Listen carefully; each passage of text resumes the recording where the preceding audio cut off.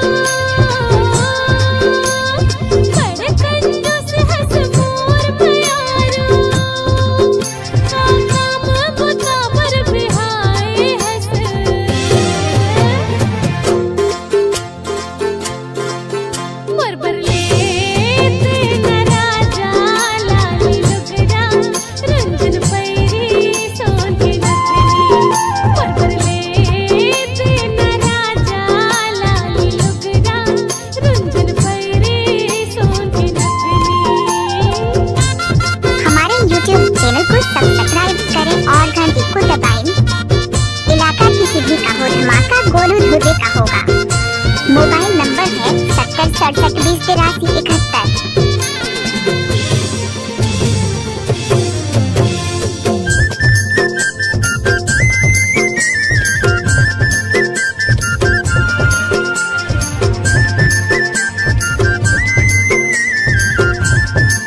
DJ Golu Dhurve खैदा वाले।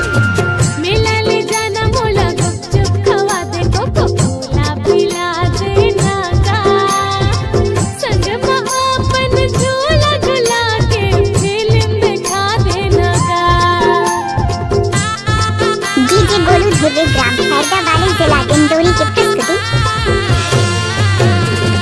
पाँव की बिछिया कमर करदनिया चूड़ी ले वाजे नागा तोड़ मया के सोलह सिंगार मामूला सजा दे लगा। बड़ कंजूस हंस मोर प्यारो,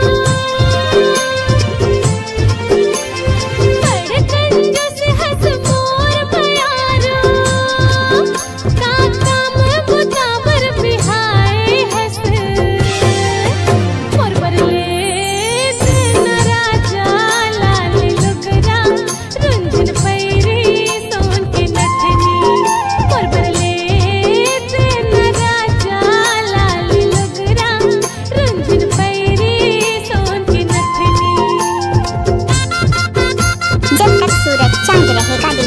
धुर्वे का नाम रहेगा। मोबाइल नंबर है 7067208371। हमारे YouTube चैनल को सब्सक्राइब करें और घंटी को दबाएं।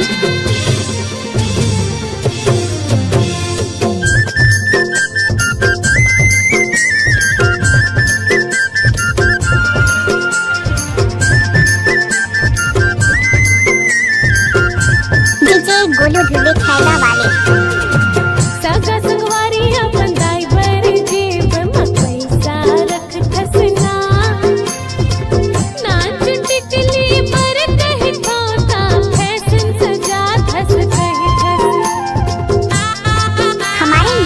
चैनल को सब्सक्राइब करें और घंटी को दबाएं।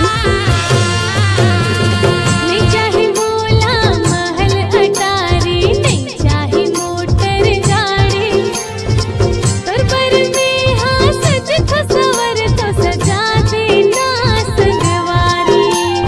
बड़ कंजूस हंस मोर प्यारो, बड़ कंजूस हंस मोर प्यारो।